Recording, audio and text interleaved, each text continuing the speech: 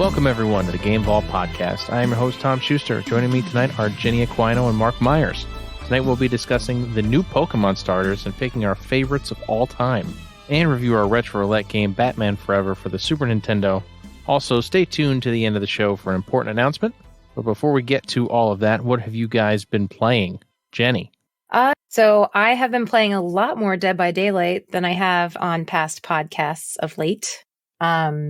I started factoring it. Yeah, I started factoring it back into my stream as well. I tried to do it on Tuesdays again. It hasn't gotten any less frustrating or sweaty or toxic or however you want to describe it, but I'm having more fun with it for whatever reason. I don't know if it's just... I like sweaty. You like sweaty? Yeah. Well, so every 13th of the month, they do a grade reset. So it is especially sweaty at the moment because for some reason, once it gets close to the 13th, everyone tries to do whatever it takes to get their grade to grade 1. It's really hard for me to say not rank 1 because that's what it used to be called.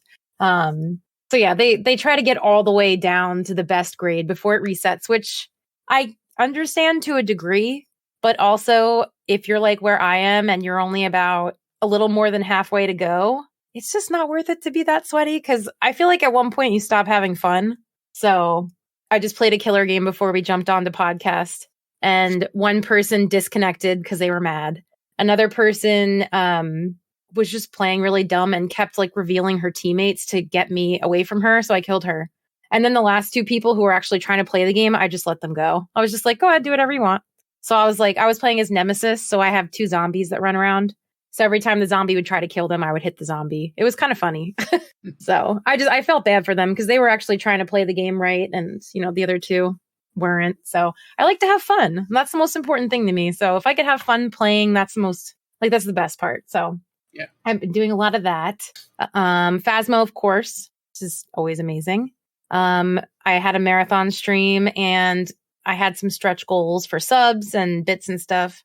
And I had one of my goals be that I was going to wear a mask blindfolded so I couldn't really see what was happening at all. So my friend Mayton had to guide me through the map, which was really scary. That sounds incredibly frightening. So just to clarify, you put on a mask while blindfolded. No, Okay. I probably said that wrong. I put on a blindfold so I couldn't see it all. And then at one point I also had a mask, but not at the same time. Okay. Yeah, because I believe people can check the tape, but I believe the sentence was, I put on a mask blindfold. Oh, no. Sorry. I was like, that's an interesting goal. Yeah, that would have been a little overkill because the mask in itself was pretty much like a blindfold. I could barely see out of it or breathe, which was a problem. But yeah. So, I've been trying to make it interesting with Phasmo. I've been doing a lot of like challenges, I guess you can call them, where once you go in, you can't leave until you get a perfect game. So that's been difficult.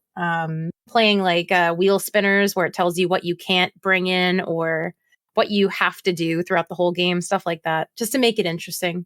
VHS, unfortunately, is still down. They think within the next week or so, they're going to be done with their security updates because, just as a refresher, if anyone listening doesn't remember, they unfortunately got hacked pretty badly. So they are still in closed beta and they're making sure that does not happen again, which is nice. So that hasn't come back yet.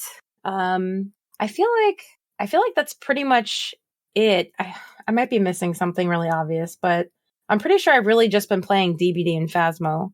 Oh no, I played Monster Hunter Rise as well with Jonathan, actually during my stream as well. So that was a lot of fun. I like coming back to that game. And when I don't forget the controls, it's even better. So yeah, I think that's pretty much it. I imagine that game's a lot about muscle memory. Yeah, it definitely is. Like if I for this past time when I started playing again, I hadn't played it in like just about 2 weeks, maybe a little bit less. And I was putting so much pressure on myself in my head, like, okay, remember the controls. And then I'm like, you know what? It's probably going to be muscle memory. So I just went and it eventually came back to me. But there's just so many different controls with that game, like things that you need to remember to do, that when you don't play it for a while, it is pretty hard to pick it back up. I can imagine. Yeah, it's very complicated. There's a lot going on there. Yep. But Jonathan helped me beat the main storyline of the game. I was stuck on HR 7, which is the highest while remaining in the story itself. At least I think the story's over. I'm pretty sure it is. Because then you go through kind of free leveling up until certain caps. So I don't know if like at each cap, there's a little bit more story progression. I'm not sure, but I know it's like from 7 to 8 and then 8 to like, I don't know, 20 maybe. And then from 20 to 40 and then 40 to 90. And then after that, I think once you breach 100, I think it's kind of free after that leveling up and stuff. But it was a lot of fun. I would definitely like to continue playing that. It felt a little weird playing it on my stream because I'm like, spooky games. But it was also a lot of fun. And I had met a lot of new friends through that too, just by people popping in and saying hi. So maybe it's something that I'll do on Game Ball every once in a while. I think that'd be cool. Yeah, definitely. And you have a poll going on right now for your next game, right? I do. Yeah, that was another stretch goal. So we reached that. So basically anyone in the community can vote in my Discord if anyone's interested in joining. I had everyone tell me what games they wanted to see me play, and then we narrowed it down to the top 4. So it is Alien Isolation, Visage, Five Nights at Freddy's, Security Breach, which I believe is the most recent one. Good old FNAF. Yeah, and Doom 3, which I know it was Tom's suggestion. And everyone seemed to like that. So I believe Alien Isolation is winning by a pretty decent margin. And then Five Nights at Freddy's is not too far behind. But the other ones aren't too far behind that either. So it could definitely change. So if you want your vote to count, head on over to the Discord and join. And then you could add whatever you want to see me play. You can do multiple votes, whatever you feel like doing. Cool. Yeah, head on over there. We always love to see interaction on this stuff. All right, Mark, how about you? What have you been playing? Yeah, so I had some life changes, as I mentioned before. Moved into a new apartment, so I apologize if the audio is not as great. Still setting up a little bit bigger of a room here. Also, before I get into games, I'm going to turn on my camera to show you guys, and I'll describe what I'm showing you guys. I got lucky and was able to surprisingly refinance a student loan a couple weeks ago. That's good. So I got a windfall of money that I had not budgeted for, and I've already paid everything. So I thought I'd treat myself to a moving gift. Nice. So I will show you guys and describe. Ooh, live reactions. Here we go. Oh! Oh my God! Mark has taken the plunge. Do you know what this means, Mark? Yeah, I don't have the streamer set up yet. So for everybody, obviously, it was only on camera for them. I bought an Oculus Quest 2. Sick. So, yeah, I thought that was how much I got reduced in my student loan payment that I was able to afford that. So, God bless being able to refinance now that I've gotten myself, in a better financial situation. But, yeah, so I've been it's pretty cool. Just the quality is real good for being wireless. There's little finicky things, but I have, Dan can attest to this. I have a giant space in my living room that I should have enough room to play. Awesome. So, looking forward to that. So I'll have reporting into the VR plunge. I've already purchased Beat Saber and Super Hot VR. You know what else you have for VR, right? Nope, I'm not getting it. Well, you already have it. No, I know, but doesn't mean I'm installing it into the VR. You don't even have to install it, though. That's the best part. I think you just click go. That's Phasmo. Phasmo's in VR? Phasmo in VR, it actually looks graphically more realistic, I guess, because in VR, it will in general. Yeah, it would mean I would need to connect it to my computer, which I have not yet. Okay. Well, you let me know when you do that. Yeah, the Quest 2 is its own thing. Gotcha. Doesn't need to be connected to a computer. Unit. Yep. Gotcha. So, got that. That came today. I only got to mess around with it for a few hours before I went and got my kitty, Game Ball Cat. So if you hear some crying while I'm talking, I apologize, but she's getting used to her surroundings. So, but I did have enough time to play Elden Ring a little bit this last week. Game is really good. I have not beaten any of the big bosses yet, like the main storyline bosses. I did defeat, as I said on stream on Wednesday, a knight at the top of a fort with the help from a jellyfish friend. You beat a Fortnite? I guess. Yes. Yes, I beat a Fortnite. So how did the jellyfish come into play? Like, how was it a giant jellyfish? Yeah, it's a giant jellyfish. So they have summons in the game. So I have 3 of them. I have a giant jellyfish. I have a bunch of nobles that just wander around and hit anything that comes close to them. And then I have 3 wolves. Cool. The wolves have been the least useful so far, but I could just be using them wrong. But I'm getting to the point where I'm going to get to the hub area where I should be able to, in time, upgrade my summons. So I'm hoping that means multiple jellyfish, more wolves, more nobles. I heard there's a couple good summons that are like a knight and a sorceress, and they solve the problem for people that can't play online, getting the advantage that people have from summoning like real people in by introducing these summons. They just use your magic and you can get them done. So they help you with bosses and things. So looking forward to all of that. The one thing I was discussing with our good friend and friend of the podcast, Jonathan, I defeated a forced invasion. Like they have a forced invasion fight where they like teach you how invasion works. I stumbled into that one and was able to defeat him. And here Jonathan had more of a problem with him. So it's like one of those things where I just lucked into being able to win. But because Jonathan is a much, much better player at those games than I am. And that's not me being self-deprecating. He's shown it on streams. Sometimes it's better to be lucky than good, Mark. Yeah, having my magic helped because the guy had a lot of long-range stuff, so I also had long-range stuff. So I didn't need to get close to him. So that probably helped out a lot. My build probably helped me more than my skills. But yeah, so still making my way through there. I haven't picked up Horizon. You want to get back into that because every podcast I listen to talk about spoilers for that, and I don't want to be spoiled. And then what else? I put something else. I was looking to. That's right. I was looking to try the Triangle Strategy demo, but I have not yet. So that's it. Probably going to have more to report back next week or next podcast. Mark always bringing all of the interesting choices. Yeah. Me, I'm boring. More, so. Me, I'm boring. I finished a game, so go me. Yay! I finished Guardians of the Galaxy, which I had a lot of fun with.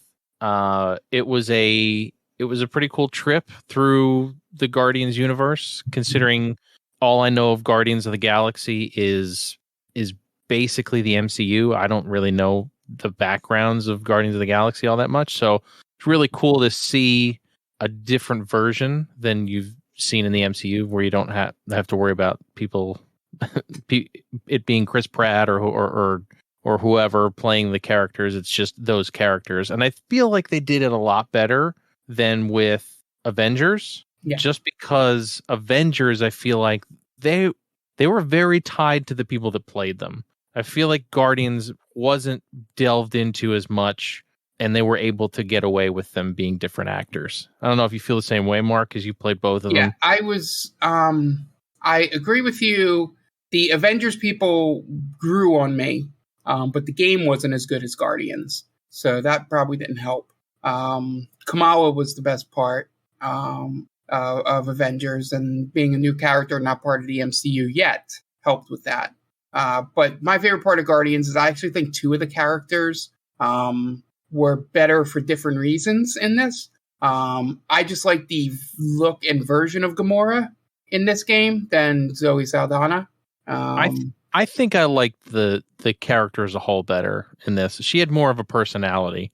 In the movies, she's kind of just like this emotionless character until you get to Endgame, and you kind of don't have a reason to like her, if that makes sense. Yeah, that's not the Gamora in Endgame. Spoilers for Endgame. And Drax is much better written in this movie than he is in this game than he is in the MCU. I like Batista's portrayal of him. A little bit better. I feel like he's a little bit better with the comedic timing in the movies, but the character itself is written better here. And he has my favorite moment in the entire game. And I Tom know knows exactly what I'm talking about. Yes, I do. I literally laughed out loud the loudest I've laughed in a long time while playing a game to myself.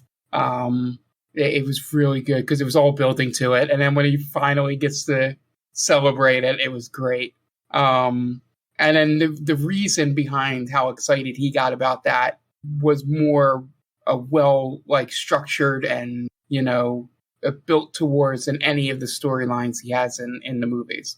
And Mantis is the best character in the game. It's just a great take on that character. Her nicknames for everybody just killed me every time. Yeah, because they would always change, except for Rocket. It was always a little fuzzy for Rocket. Yeah. But everybody else always had a different name. Star Guy. Yeah, Star Guy was great. Green Meanie.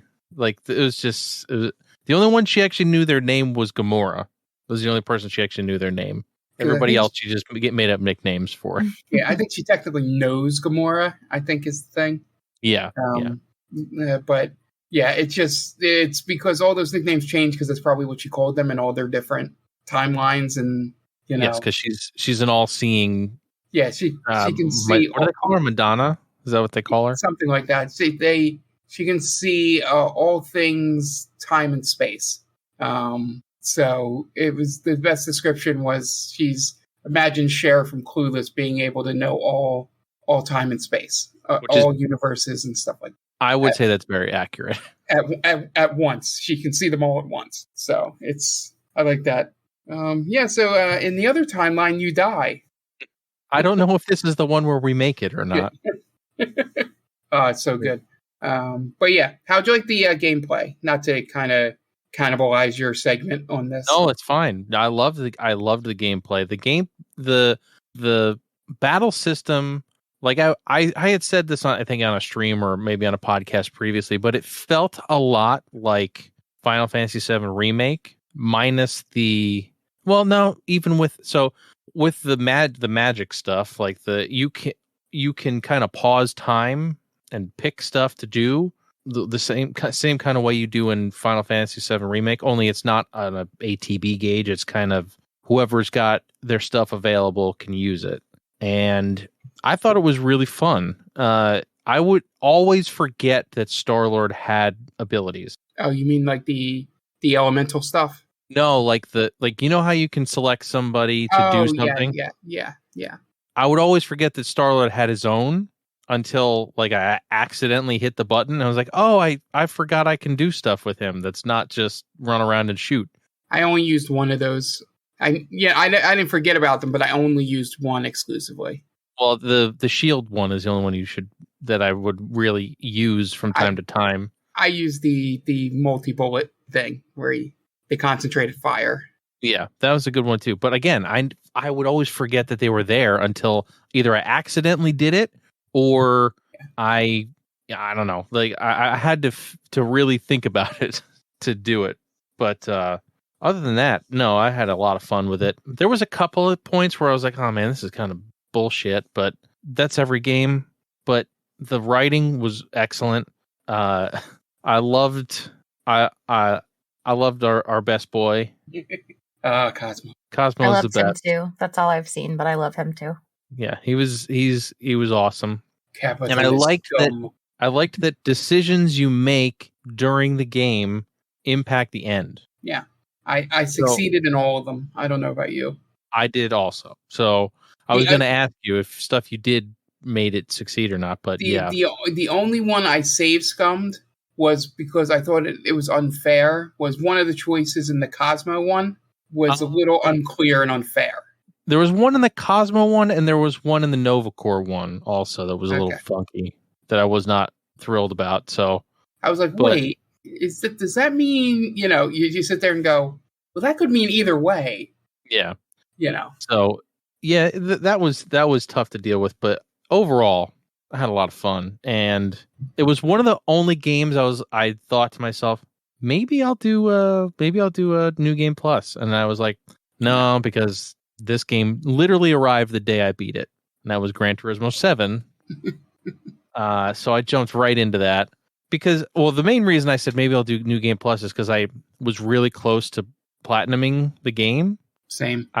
But I was like, how many hours is this going to take me, considering I want to play Gran Turismo, and I had spent X dollars on Gran Turismo that I won't say. I got the one that came with everything because I'm a Gran Turismo shill. You're gearhead, as they say. Yes, gearhead, petrolhead, whatever you want to call me. And I've had pretty much every Gran Turismo I can think of over the years. So I got it and started playing it, and wow, it is gorgeous. And it goes back to what we were saying on our episode we did on what they should launch with the systems. This game should have been a launch game. Granted, what is it? 2 years later now? Year and a half. But yeah, it should, like, you got to launch with a game like this. This is a system seller. Granted, in this day and age, anything is a system seller. Any game you can get on the new consoles is a system seller, or if you can get the console, period. Yeah. But if it was a normal time, I feel like this should have been one that came out with the system. But that's just me. That's just me being wishful. But yeah, I'm having a lot of fun with these. Hopefully, I'll get to play a little more before a certain life event happens. But I've been going through and getting all the licenses, and something really cool about the new campaign is that it kind of guides you through and gives you like missions to do, as opposed to just go race. It kind of guides you a little bit, which I enjoyed.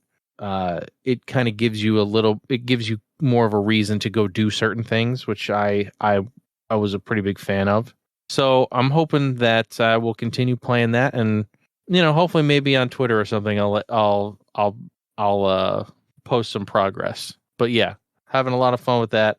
I had some fun with the Retro Roulette game, which we'll talk about later. But I can't wait to hear what you guys think about that. Yeah. So go ahead. How round were the wheels? How round were what wheels? That's the joke about Gran Turismo. Is that how round were the wheels? Yeah. It's not it's not an aliased mess anymore. It's an actual circle these days. And there's ray tracing. Yeah. So. Yeah, that's the inside joke for, Gran Turismo, is that used to be one of their features, was that the wheels were rounder this year. Well, yeah, because they're not using triangles and polygons anymore. It's gotten a bit better. But yeah, it's gorgeous. And just being able to turn ray tracing on. Well, granted, ray tracing doesn't work while you're racing. It only works in replays and when you're taking pictures and stuff. Yeah, which is fine. I mean, they're running the game at 4K 60 with HDR. I can't really complain about that. So, yeah, good game so far. Hopefully, I'll have gotten all the licenses by next time. But yeah, that's pretty much it for what we've played. Jen, do you have some news for us? I do have a few stories. The first one in particular, I think you'll be interested in, Tom. So 8-Bit Dough has announced their first completely Xbox style controller. It's called the Ultimate Wired Controller for Xbox. Kind of on the nose with the name. What a name. They always have great names for their stuff. No confusion here. They do have the Pro 2 controller that comes with an Xbox variant, which is great. But I think the overall look and feel of that still misses the mark for someone who really wants an Xbox controller in its purest form. So the new Ultimate Wired Controller for Xbox looks legit, and it will have the Xbox specific buttons. It'll also have programmable back paddle buttons, a headphone jack, trigger vibration, and you can also get it in black and white. I feel like a semi downside of this is that it's only wired, but if you're using it as a PC controller, I feel like that's totally fine. I actually think it's better. I was just going to say, I think it's better too, because wireless seems to disconnect on me sometimes when I'm using Bluetooth. So I prefer wired when I'm on the PC. Yeah. Yeah. I think if you're sitting next to the PC and you're not on a couch somewhere, using a wired controller is probably a better bet. Yeah. Yeah. So they are currently taking pre-orders for the new controller. I believe it's through Amazon. So if this sounds like something anyone would be interested in, you can go reserve it right now. It's costing, I believe, $44.99, and we'll start shipping on May 31st of this year. So I figured you guys might be interested in that one specifically because I think we're all fans of Xbox controllers. Indeed, I am, and I will be happy to if it's a good controller, I'd be happy to check it out and use it. Yeah, I feel like it's cheaper than getting, because like what I did, I've gone through so many controllers. I wound up getting the Xbox One controller. And I believe that's more expensive than this, if I'm not mistaken. I believe they're like $65. Xbox ones? They're pretty pricey. They're $65. Yeah. Yeah, so this is already a cut, like a price cut from there, and their controllers work pretty well. I'm sure you can vouch for it, Tom. Yeah, I love a lot of my retro setup is 8-bit DOS stuff. Yeah. It's especially I use them because they have a really good wireless system. They have the ones that are 2.4 gigahertz are the ones I use mostly. I have them for my NES, SNES, Genesis, and all of my Mister cores, and I love them. And I have the arcade stick. 8-bit dough, hit me up. Set up a sponsorship. Come on. All right. So moving on, we have a few more Oh my God, I knew I was going to do that. Steam Deck updates. They knew this was going to be a problem. They did. I feel like I've been good up until that point, at least on podcast. I don't know how they were allowed to do it. Yeah, honestly, it's pretty. I don't know. Maybe it doesn't matter as much, but I feel like they're very similar. They're obviously two different words. So I know they're obviously two different words, but they sound so close, and therefore something involving a computer. I can't imagine that Elgato was like, yeah, sure, that's fine. You can call it the Steam Deck, and we have the Stream Deck. Sure. Yeah. Well, the North Face, someone came out with a comparable company and named it the South Butt, and I'm pretty sure they got sued. So I don't know. I don't know where the gray area is. Maybe there's no way they were able to get away with that without a problem. That's what I'm saying. I don't get it. Well, I'm going to say I believe the reason why Valve could get away with it is because they already own the trademark or whatever to Steam. Yeah. It would be Elgato, where they do the Stream Deck, right? Yes. We all they would be the ones that I in my head I was like, it's Elgato. And then, of course, it's technically Corsair now. Yeah, and then as the words came out of my mouth, I'm like, is it? But they would be the ones that could lose in court because stream, whilst maybe synonymous with them, is a common word. Yeah, but they had it first. Yeah, copyright law is real weird. So yeah, I wonder. Yeah, I feel like Mark's probably right. I wonder if Valve was like, hey, you need to change your name because we own. It sounds too similar to ours. That'd be really shitty. Yeah, copyright law is real weird because the whole thing is freaking weird. What was it? Sony or somebody was trying to copyright Let's Play, or a reaction. Somebody was trying to copyright either like reaction or some stupid word that everybody used on the internet, and they said it was too common of a word to trademark, which makes sense. Yeah, fun. Yeah, let's none of us go into copyright law because it seems very back and forth, wishy-washy. Yeah. It can get real petty from what I've heard. Right. So anyway, what's the on the Steam? The Steam Deck. Okay, so 2 weeks ago, they started shipping out their first wave of consoles. Actually, I'm pretty sure exactly the day that we were recording our podcast last time. But some of its promised features weren't working yet. And the docking station wasn't shipping yet either. So as of this week, we have a few new updates to report on.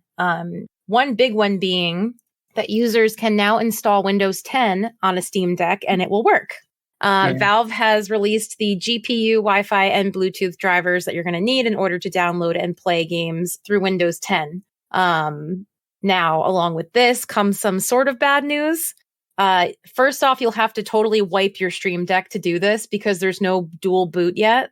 And if you really want to use Windows 11, you can't because only 10 at this time is compatible. Also, your speakers and your headphone jack won't work because there are no audio drivers for Windows OS. So you would only be able to use Bluetooth or a USB-C audio option for now. I'm sure these things will be improved upon, but this is the state of the Steam Deck if you're trying to, use Windows 10 instead of the Valve operating system. Yeah. This will help. It seems to cause some problems, but it'll help in one instance is that some games don't like Proton, which is what the Valve Linux thing is, that allows this to really work through Steam. And one of those was Destiny 2, would only allow you to play if it could verify Windows. So now you can play Destiny 2 on your Steam Deck.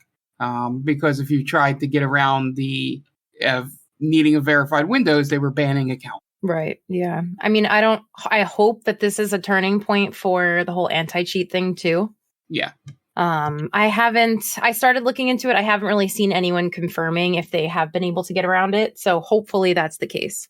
Because like you said, Destiny 2 is a big one that people were really disappointed they couldn't play.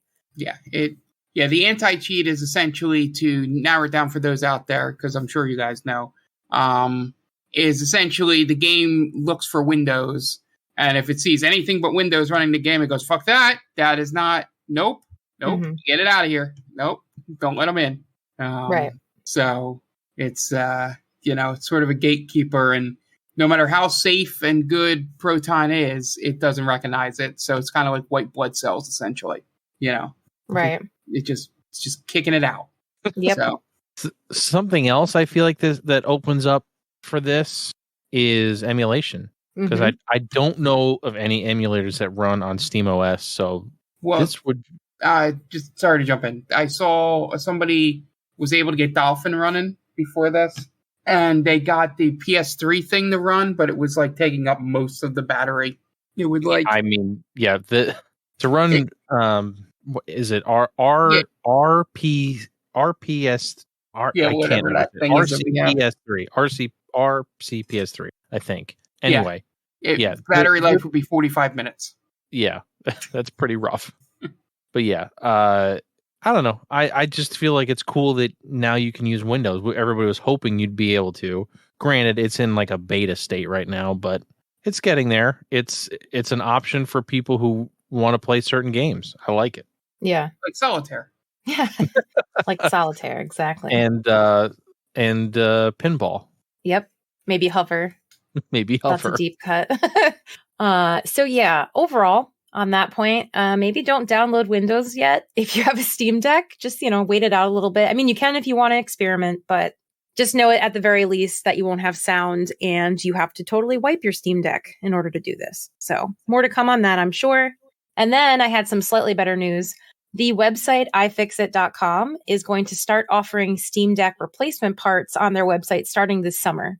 So I think that's a great sign because most consoles really aren't easily accessible part-wise to repair at home, and probably not also easy in general to repair at home for a regular person. So making it possible for people to do this if needed is really going to help, I believe, people save money on repairs. I will say, though, Valve does strongly recommend that users do not open up their Steam Deck and perform surgery on them unless it is absolutely necessary, because there's obviously still a huge possibility that you'll destroy it by accident. And they did also note that their Steam Deck comes with parts that aren't necessarily designed to be user swappable. But if you do feel compelled to do so, these parts will be like verified parts that are going to be available for you to use. So I feel like that's kind of cool. And this is also, go ahead. I'm glad they're giving you the option. Yeah. A lot of companies like Apple would be like, nah, you can't, you open something in there. You can't ever use it again. That's it. Right. Yeah. It's nice that they're doing that for sure. And maybe this will help inspire other companies going forward to have an open mind. I think this is specifically important because my biggest concern with the Steam Deck is the thumbstick drift that, the Switch has a lot of issues with, and other devices do too. And the first wave of drift actually surfaced recently, although Valve did say it was due to a software bug and they had it fixed within hours.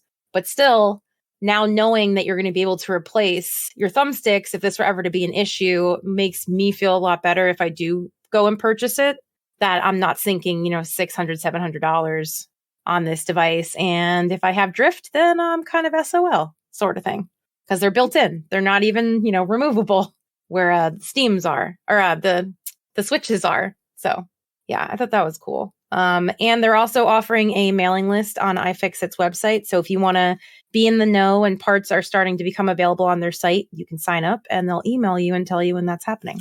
So, and all of this has been verified by Valve. So they know that it's happening and it's verified. So with caution, you can perform surgery on your Steam Deck if you need to. I think it's great because right to repair has been a big thing recently, and the fact that Valve is going to let people repair their stuff if they want to or if they need to, it's a big step forward. Hopefully it will make it'll make Apple and Nintendo make them make a move, Definitely. It'll be very interesting to see if this rubs off on any other console companies. So my last bit of news is some pretty exciting news for Nintendo and theme park lovers alike. And that is that we are getting a Super Nintendo World coming to Universal Studios Hollywood in 2023. That's pretty awesome. Yeah. So it means I'll have another reason to try to go out to California. Right, exactly. There's not specific information yet about what the rides and experiences are going to be in this specific park, but Nintendo has promised that their guests will be, and I quote, transported into the world of Mario, Luigi, and Princess Peach to become part of their compelling universe. So I feel like it's going to be very immersive. They did say, I have more quotes from them. It will be a visual spectacle of vibrant colors and architectural ingenuity located within a newly expanded area of the current theme park, featuring a groundbreaking ride and interactive areas to be enjoyed by the whole family. And then, of course, there's going to be themed shopping and dining just to enhance the whole experience further. I think it's really exciting, like you guys said, and it's going to be pretty amazing, I'm sure.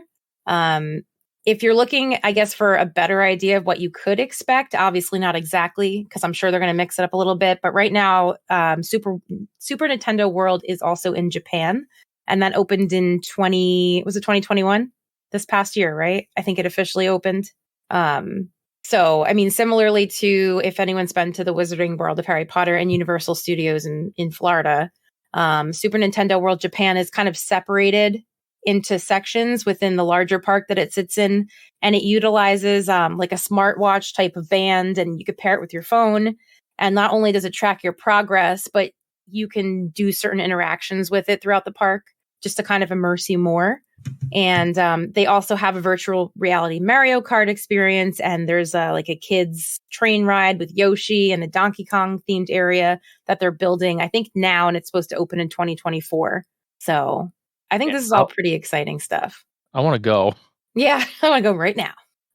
I know that they're also planning on opening one for Universal, but they don't have a planned, or Universal Orlando, but there's no planned date for that. It is on a list of planned parks for the Super Nintendo World. I think they've pushed it back to 2025 at this point. Yeah, I'm sure if they're doing the one in California and then they're doing something big in Japan, I'm sure they're going to wait to see how California performs, I'd imagine. But I think it's going to be really cool. I'm pretty pumped. Yeah. I'm pumped. Like, I'm going to actually go out there. You're currently looking at flights 2 years out. Yeah. Cool. If anything, I'll be going to the one in Orlando, but we'll see. It's exciting. I think the world of Mario is a pretty cool thing, and I would love to go. Mm-hmm. Hey, Nintendo, cool. If you feel like sending us somewhere, right? I'm ready to go. We would live stream the experience, should you let us, Oh, yeah, totally. I'll vlog it. I'll do all the things. Yep. Oh, also, I should have mentioned this earlier, but I forgot. You can actually, I believe soon, you should be able to buy Nintendo merchandise through Universal Studios website. That's cool. But yeah, the actual park isn't going to open until 2023 sometime. But you could start collecting stuff now, which for some reason that really excited me. I love collectibles. So that ability was like, ooh, that's fun. Oh, yeah. If anyone's got you all interested. tingly? Yeah. Yeah, it did. I'm a weirdo like that. So yeah, that's it. That's our news for this podcast. Awesome. And I guess kind of speaking of Nintendo, they just released a trailer for the newest installment of Pokemon. And it got me thinking, man, there's been a lot of different generations of Pokemon, and there's a lot of different starters because they showed the starters in that trailer. And I'm curious to hear what your guys' favorite starter is from the trailer. And then we'll talk about our all-time favorite starters also, because I know I have a couple myself. Yep. Now, I guess I'll start real quick because, I mean, how can you not go with the fire crocodile?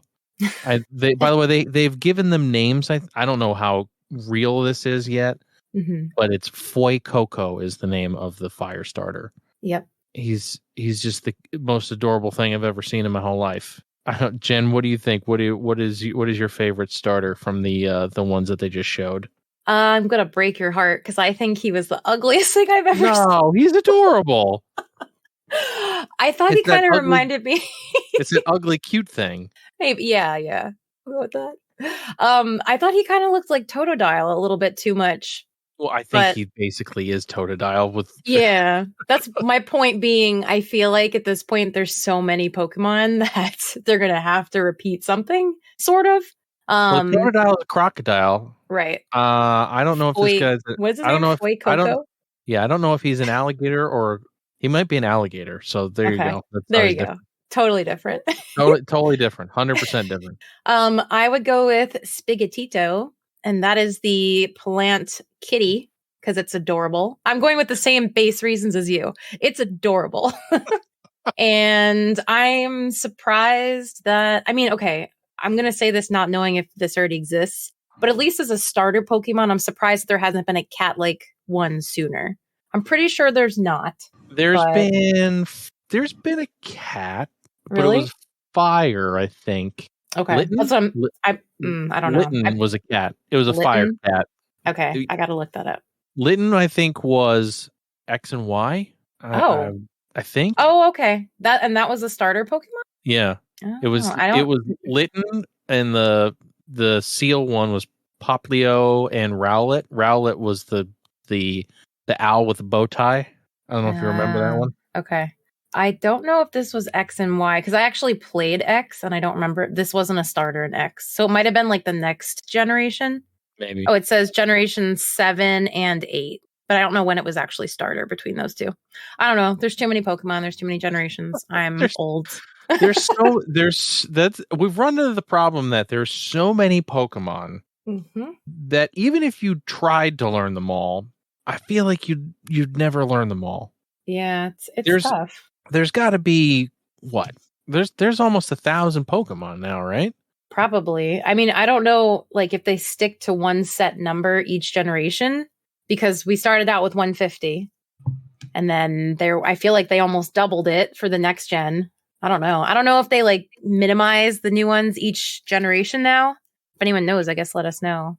Okay, Litten was from Sun and Moon. That's the one after X and Y, which is probably why. It's pretty cute. I would probably have picked this one too. Yeah. Mark, how about you? I'm glad that neither of you took my duck son. I knew it. I knew you were going to say that one. with his great blue hat / hair. Quaxley. Yeah, I don't know what we haven't decided if that's a coif or if that's like a beret. We don't know yet. Well, we're infringing upon dangerous territory if it's a beret. I don't know what it is. You come after my duck son, Tom. I'm not my duck son. Anybody. Keep your alligator away from his duck son. Yeah. You leave me and my son alone. I would have bet money that you were going to pick that, Mark. Oh, it is very cute. I thought you were going to pick it, so. Nope. I'm going with my kitty. Well, I'm glad we all picked different ones. It makes me feel better. Yeah, it's pretty cool. And I've always had a soft spot for the original starters.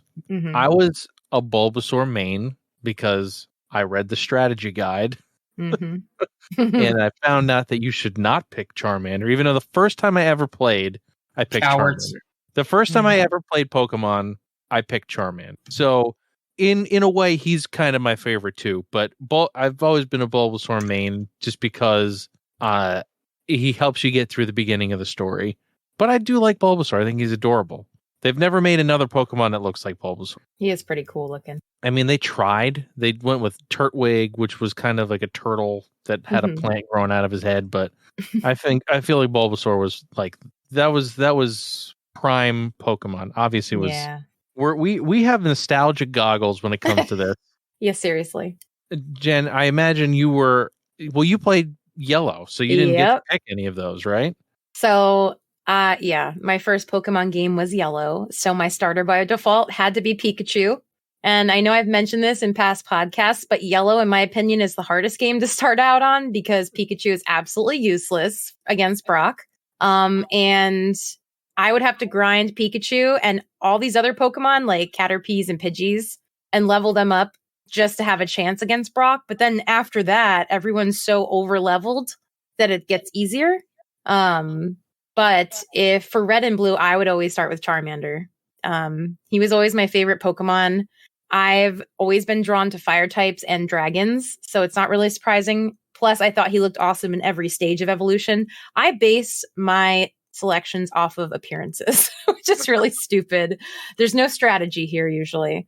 Obviously, I can strategize because they make it really easy to if you wanted to, but and he wasn't great against Brock either, but not as bad as Pikachu. But yeah, could do something. Right, he could do more. Pikachu had no shot. No, Pikachu is sorry, Pikachu. You weren't it. And if you've ever watched the anime, there's no way Pikachu would have been able to do anything against Brock, but they had to shoehorn it in that he could take down rock Pokemon with an electric type, which made I've been rewatching Pokemon. I don't even know why. It started out, I think, as a joke between my husband and I, and then we just haven't stopped, and we're on like episode 40 now. And I heard he was talking about that on the other podcast. That's right. That's where I got this idea from. Yeah, it's nostalgic, but it's also hilarious and kind of cringy at this point because Ash sucks. He knows nothing about Pokemon. He doesn't ever pick the right Pokemon to go into a battle. Like he'll go up against a Bulbasaur and he'll be like, I don't even know. I can't even think of a horrible like Metapod, go. Or like what? Like it's dumb. And then he BS's his way through all of his badges. I know this is we're breaking off from the topic, but fine. You can be smarter than Ash. You could be smarter than Ash when you play Pokemon. The end. Yeah, Ash is like the biggest loser of all time. Yeah, like you go through that whole series. I don't think he ever like gets to the Elite Four or whatever. I don't think that ever happened. I don't remember, but I know I think there's only one gym badge he actually genuinely wins a battle for. And I think that's the electric one. Yeah, against Lieutenant Surge, yeah. Yep. But yeah. Everybody else just feels bad for him, gives it to him. Right. It's like, oh, thanks for helping me against Team Rocket, even though Team Rocket's following you, and I should be blaming you for the fact that they just burnt down my gym. But here, have a badge. Like, what? Or here, have a Pokemon for no reason. The dumbest thing to me is like the whole, I'm gonna let my Pokemon go, and maybe I'll see him again. Like Butterfree. You never see it again. Ever. Oh my god, that poor Butterfree. Oh, it's the worst. Yep. Anyway, Mark, do you have a favorite starter? I played the least Pokemon out of anybody in the group, which means Pokemon Go is probably the most I played. Pokemon Go is fine. But I'm always I didn't even play much of that. So let's just say I'm always partial to a Fire Durgan. So I'm not a coward. I would go with Charmander as my starter. Cool AF, and he's cute. Charmander's awesome. I'm not taking anything away from Charmander. Mm-hmm. I'm just saying I'm usually main Bulbasaur because it just makes my life easier. Right. I don't have to grind for an hour. Mm-hmm. And he's also my choice because I use him in Smash. Oh yeah, totally. Yeah. I would say Charmander is probably my favorite of all time. If I had to pick a couple other ones, I'd say Cyndaquil is a close like second or third there because his final evolution is awesome too. Yeah. Cyndaquil, they've kind of like messed up the way his character looks. later on. Like they took his spikes away. Oh, why? That's dumb. I don't know, but like I think the newer ones he's gotten them back. But Cyndaquil is another awesome fire Durgan thing. I don't even know what you would call him. He's like a. I feel like he reminds me of a weasel. More so. He kind of looks like a hedgehog. I don't know. They don't ever really say what kind of animals they are. Mm-hmm. But as Cyndaquil, he's adorable. Yeah. And then he turns into something awesome as you go. Yep. Which is always good. I feel like this, and I always feel like the second evolution, like the first evolution before you get to the big one for them, is always weird. Well, it's like their awkward teenage phase, maybe. Yeah. I could all right, so I want to go with one of the worst evolutions for me. When I played through X and Y, I picked Fennekin because it was a adorable fox thing, and then it turns into like a soccer player. Like what is this? Like you're not like literally the Pokemon's attacks, they kick fireballs like a soccer player. I was like, this is so stupid. Just keep it on all fours and make it be like a big ass fox. That's fine. Yeah. Like Incineroar was the same way. He was a professional wrestler. That was from Sun and Moon. Incineroar, he has like a belt. He has like a championship belt around his waist made out of fire. Yep. I don't know. It's so dumb. Let me see if I can show you guys what this looks like. You got me back for not liking your new Pokemon because I loved Fennekin. Oh yeah, that's dumb. That's so dumb. He looks like a college football mascot. Yeah. He looks like Tony the Tiger. Off-brand. So dumb. Like because I picked because I was like, I'll pick the fire ones. Yeah. And then you learned. Oh, I'm sorry. Fennekin didn't turn into a soccer player. Fennekin turned into a wizard. Fennekin basically, though, you said, was bipedal, and I didn't like that part. I don't like that at all. But if they're if they're on four legs when they're their first thing, they should be on four legs the whole time, as far as I'm concerned. Yep. Or I don't like when they do that, when they like turn animals into like partially people. It like loses the cuteness behind it. It almost doesn't feel like Pokemon anymore to me. Right. It feels like a fighting game or something. Right. It feels weird. It's Score Bunny was the one I was thinking of, which is the bunny from. Oh yeah. The newest one, I think. Score Bunny is from Sword and Shield, I think. Sword and Shield, yeah. Yeah. So Score Bunny turns into the soccer player, and I was like, "You gotta be freaking kidding me!" I should have went with the Tadpole. He at least turns into something cool. Mm-hmm. But yeah, I don't know. Mark, do you have any Pokemon that you don't like? Any starters that you've seen that you don't like that turn into something dumb? I do not really know evolutions, so I think I like Pikachu better than Raichu, if that counts. I'm weird. Yeah. I like Raichu better. I'm one of those weird people that likes Raichu. Raichu's my favorite Pokemon. Really? I didn't know that. Yeah. But then Raichu can't say Pika Pika. So I don't instantly about it. I don't want it to say Pika Pika. Wow.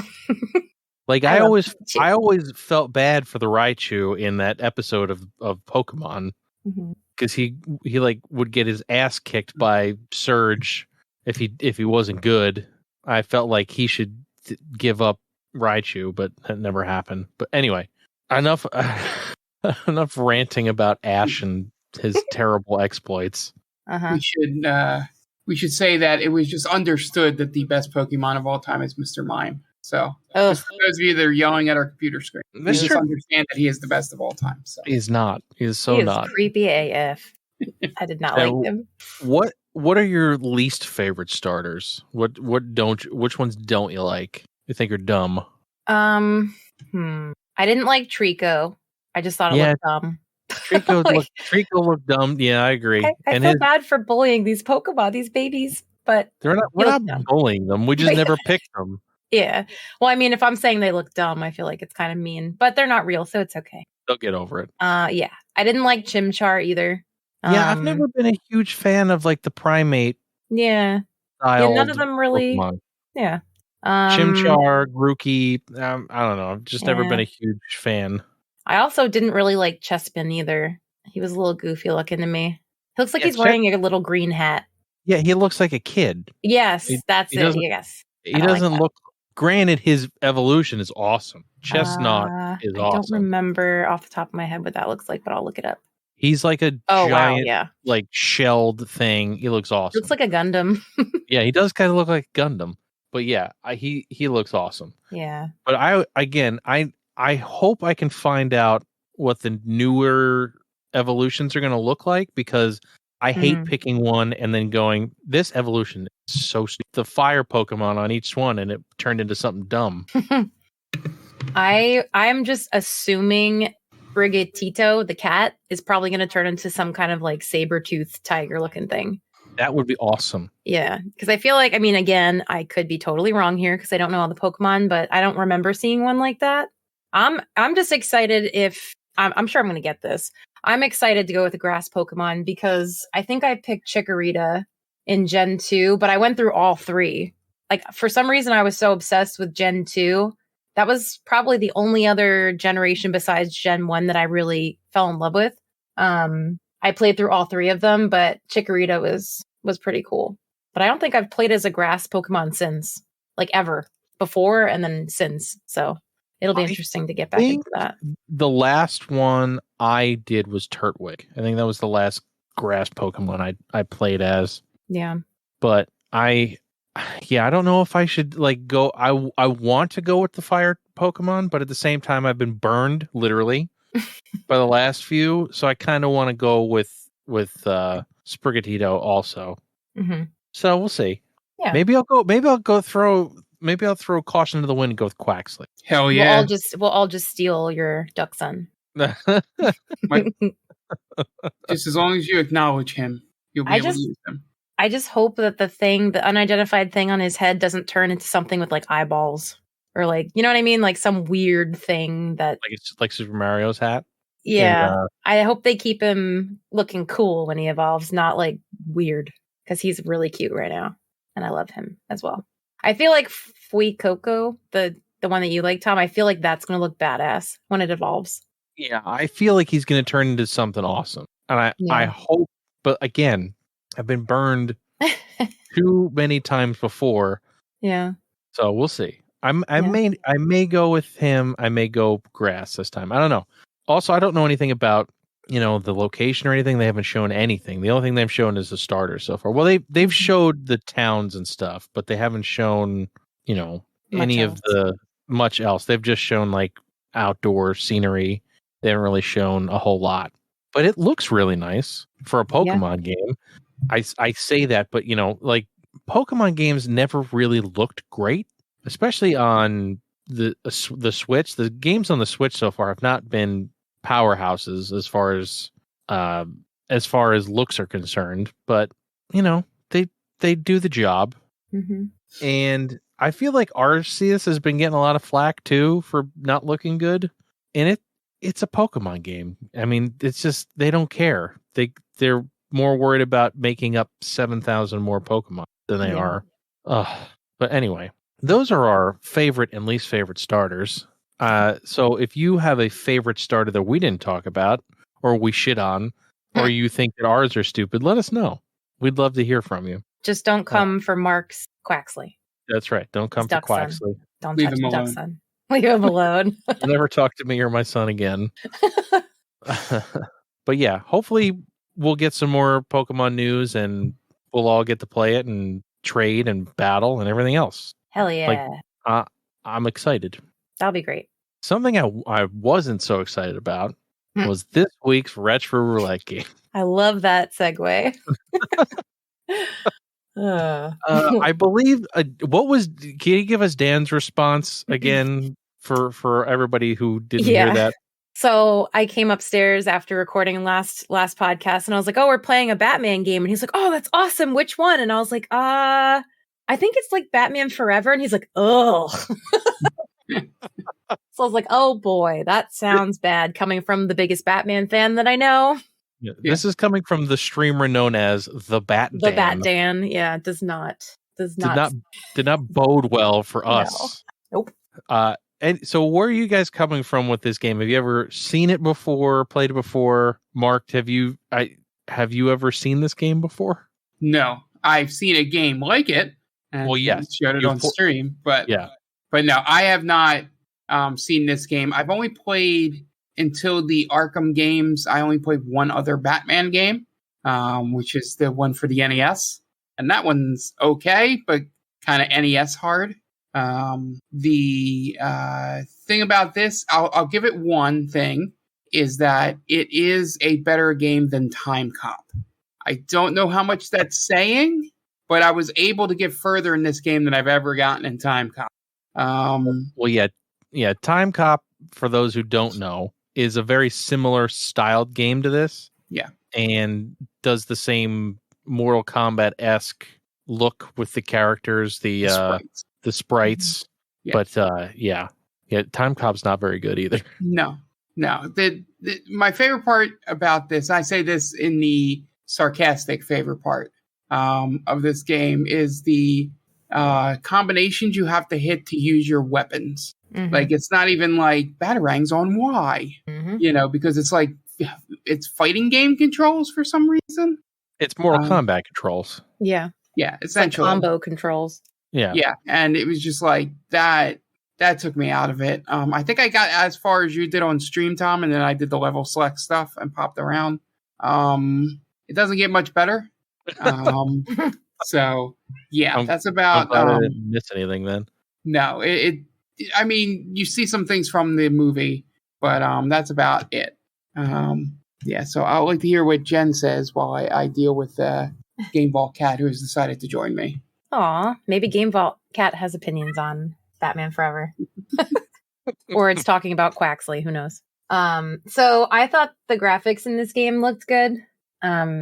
That's probably the end of my positives for the game.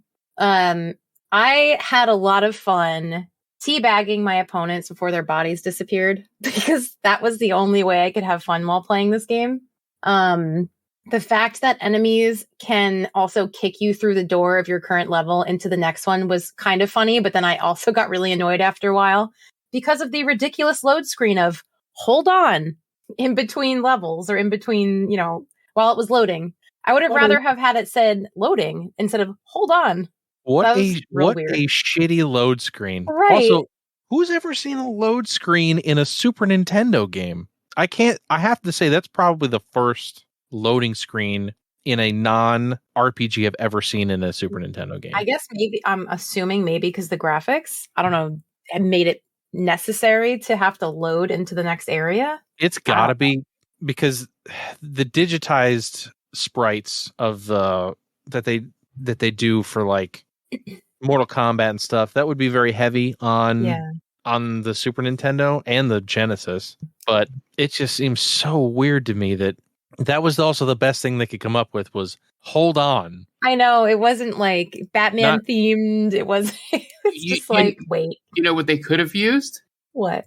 I don't know if it'd make any sense, but it'd be more comic appropriate. Would just be putting meanwhile or something. Yeah. I know meanwhile it would be cutting to someone else, but like a word like that, like a comic book word. Even like please wait. Yeah. That would have been fine. Or I don't know. What if they did like the the old school Batman? Cool. That would have been cool. Hello. Anything except hold on. Like hold on almost sounds like the game's annoyed. Like hold on a minute. Like give me a minute. I gotta load all this shit in. Give me a minute. Yeah. I basically, while I played this game, I just laughed at it the whole time. Like Batman's stance, I believe Dan said it reminded him of the Fighting Irish. Yeah. He's just like bopping back and forth and, hooking his fists. And it's so cringy. It's the old time fighter stance. Yeah, it's so funny. I got stuck pretty much right away, going to what you said about the controls, Mark. I knew that I had to jump up onto the next level because you see this opening in the ceiling, but there's no explanation. The first time you come across it, there's no like press, select, and up on the D-pad to shoot the grappling hook up. Like there's nothing that tells you like, here's how you do this for the first time. Obviously I'm sure that there was a, what's it called? Like a book that came with it. Yeah, a manual. That told you how to do it. A manual, thank you. But I looked it up. Yeah. And again, when you're jumping down a level, I tried to figure it out on my own. I had to look that up too. Yeah, you needed tutorials, Jen. Yeah. Gamer. I'm a fake gamer girl. What can I say? It's just I feel like there's a training level or like a training mode where I guess you would learn how to play, but I don't want to do that. I just want to play. Maybe that's on me. So I even went back after the stream and looked up how to do the moves. I could never get them. It was not super accurate while using the D-pad and like stretching your hand across to do something. Like, I don't know. Sometimes the grappling hook wouldn't go the right way for me. And I'm literally pushing it with 2 fingers, like fake gamer girl style, if you want to call it that. I'm like, why isn't this working? It's like going sideways. I got the moves to work like once. I think I got the smoke bomb to work like one time. I just could not, like 1 out of 10 times it would do something. For whatever reason, it was just so, and I'm playing on original hardware, so it was so just unintuitive and it just was laggy. Like you had to like wait. Like if you press down, like one of the moves was like down, A or X or something. And you'd have to hit down and you have to wait for him to go down, come back up, and then hit down. Like if you hit it too fast, it didn't register it. Yeah, which is like the opposite of how you used to have to play Mortal Kombat when you were doing combos. You had to do them quickly. It was just so unresponsive, and I could not figure out why. It was just you got the bolo right a couple times or whatever that was. A couple of times, but that's because it was left right, so it takes a second to roll your thumb left to right. But like any other move, like any like the half circle moves I was trying to do, I had no chance. Like I would have had to hook up like the arcade stick for it to work. I just could not get it to do what I wanted it to do. Yep. It was frustrating. I didn't even wind up using any of his special moves, really. I just did the grappling hook. And that was pretty much it. I kind of wish they were generous and actually gave you lives back, because I was expecting, I beat the first, I don't know if you want to call it chapter. And then the second chapter is one with the elevator that I think you stopped after that one on stream. But I don't think you don't start the next chapter with regained lives. You start with whatever you had previously at the end of the last chapter. Yep, nothing. So I thought that was kind of dumb. I mean, you could pick up like med kits or whatever they were called, and it would replenish some of your health, and then like the best ones would fully bring all your health back. But I didn't come across a way to fully gain a life back. I don't know if I didn't get that far, but yeah, it's very, very that era Streets of Rage Final Fight. Yeah. You know, where but those games, this game gives you lives too, but even on like easy, they didn't give you any of that stuff. Yeah. I started out on regular and I switched to easy, and I wound up getting to the same point, and I didn't feel like there was much of a difference. I don't know. I didn't feel like there was much of a difference either. I actually thought easy was worse at some points. I don't know why, but it was just not a whole lot of not fun. Something else that was like mind-boggling to me was when you're walking, and then all of a sudden there's something in front of you on the screen, and you can't see your character anymore. Oh, like a pillar or something? Yeah, like they would put pillars in the foreground. Like, why are we doing this? They're trying to be fancy. There's no reason for that to be there. I guess to make it look 3D. Yeah. Sure, but you can do that with parallax scrolling. You don't need to put something in front of the character so you can't see them. Especially when it's like fighting game controls. And then you have one person in front of you, an enemy, and then an enemy behind you, and you're behind a pillar, and you can't see what the hell is going on. That's exactly what I'm talking about. That's oof. Yeah, it was bad. That was the thing that annoyed me the most, I think, besides the controls not working. Yeah, there was way too many instances, supposedly on early, where you were going up against multiple double enemies at the same time. But I do appreciate the enemies' names. They were pretty dumb and funny. Yeah, there was at least a little fun to be had when you got to see some stupid names that getting thrown up on the screen. Yeah. But yeah, there's not much good to say. Like the best thing about it was probably the graphics. Mm-hmm. And even then, it wasn't anything anything you hadn't seen before?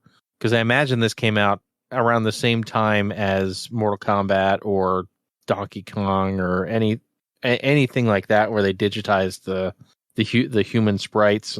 And I feel like they just cared too much about the way it looked rather than how it played. Yeah, I forgot for sure. who made this game. Mark, do you remember? I don't remember. I only know who made the NES one because that's a Hudson joint.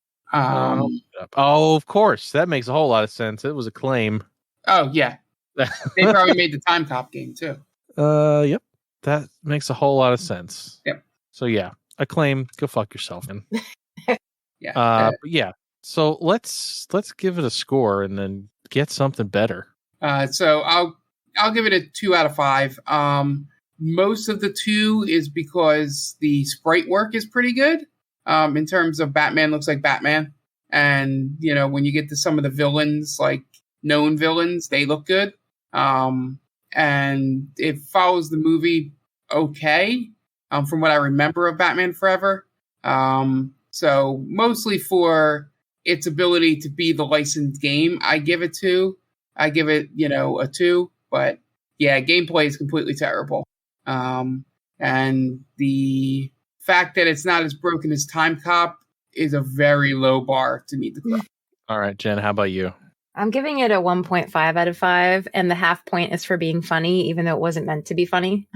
I felt like it was just really boring and had nothing really new or exciting in it, and it just was repetitive after a while.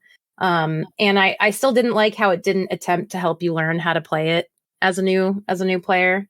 It was just all around a bad game, and I feel like they hoped people would love it because they loved the movie. And like you said, Tom, they put so much effort into making it look good that it didn't play well, and that's a huge issue, obviously. So yeah, I agree 100%. It played like absolute garbage. It looked I'm giving it a 0.5 out of 5. Oh wow. Just because it just didn't do anything well. The only thing it did somewhat well was the sprites, but even the levels were just boring too. Mm-hmm. So it wasn't. See, the thing is, it wasn't frustrating, but that's because I didn't care.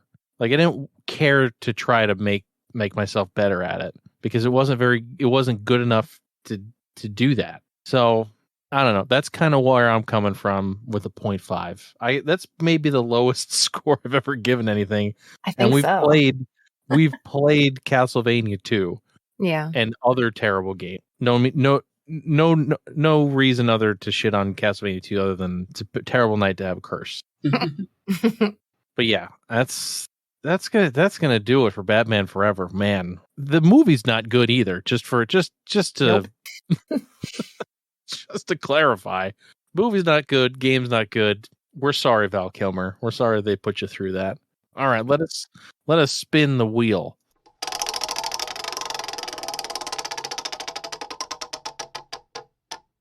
All right, this is gonna be a fun one. I think we're gonna be playing DuckTales for the Nintendo Entertainment System. DuckTales.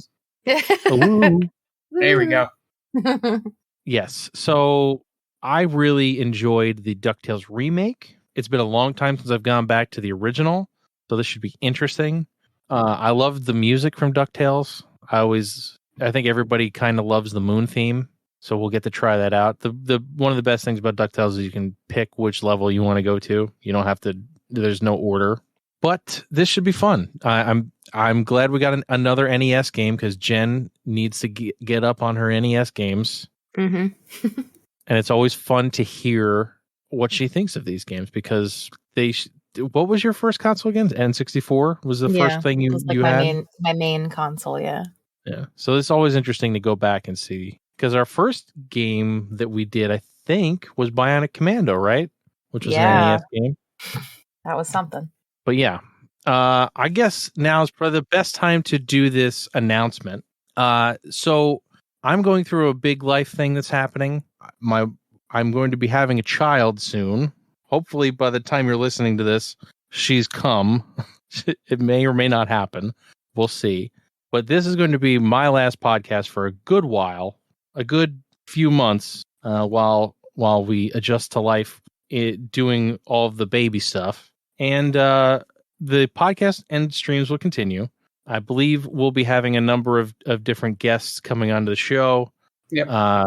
But Mark and Jen will be taking over, and I will hopefully be back at some point, hopefully a few months down the road. But I want to thank everybody for coming around and hanging out and interacting with us and coming to our streams. And it's been a whole lot of fun. I'm going to miss it. And I hope it's not too long before I can come back. But yeah, I want to thank you guys, Mark and Jen, for doing this with me. We had this silly idea a few years ago, and it's continued to grow and it's continued to be fun. So thank you guys. Yeah, it's a lot of fun. All right. So again, if you're listening to this on Monday, the day it comes out, I may or may not be streaming DuckTales. We'll see. We'll see if I haven't gone to the hospital already. If I haven't, I will be streaming. That will probably be my last stream for quite some time also. But please come and hang out. We'd love to see you there. And before we get out of here, why don't you guys plug your stuff? Mark, you want to let everybody know about TC Tam? Yeah, so I'll be quick here because everybody knows they call this movie TC Tam. You can get it wherever you listen to podcasts, Spreaker, Google Play, Apple. We're on Instagram, Twitter, TikTok, Spotify. You can find us just about everywhere. This week's movie was Judge Dredd. I am the law. A prerequisite for every time you make the Stallone Judge Dredd. So be sure to check that out. And we'll have some fun coming up. I know we probably have a Leprechaun movie coming up soon, so be on the lookout for that. And Jen, what's our tentative stream stuff? Yeah, right now, as Tom already said, we're going to be adjusting the stream schedule around, maybe not necessarily the schedule itself, but who's streaming when. Yeah. So Mondays normally were Retro Night with Tom or Retro Roulette. So we're basically going to solidify this once we try it out and make sure it works for Mark and myself. But Mondays will still alternate between Retro Roulette and something. So we'll let you know on that. Wednesdays we're probably going to keep as a stream day. I might take over Wednesdays and do something then. And then Thursdays was Mark's co-op day. Right now it's kind of his grab bag day. But again, I know this isn't a very definitive schedule, but we will let you guys know as soon as we know for sure what we want to do. We'll always update the Twitter and the Discord, so you're not wondering, when you're going to catch us next. So just keep an eye out for our social medias, and we'll let you guys know when we know. Yep. Yeah. So we'll keep you up to date, and we won't keep you in the dark. Yep. And lastly, before we get out of here, I want to mention that we're an affiliate of Stone Age Gamer.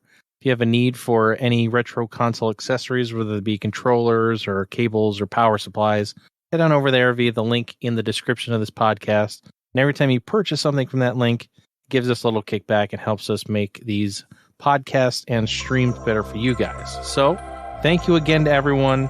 This has been a hell of a ride, and hopefully I won't be gone for too long. But in my absence, please stay tuned. There's going to be a lot of fun stuff coming up. So for Mark and Jenny, I'm Tom, and we will catch you guys in the next one.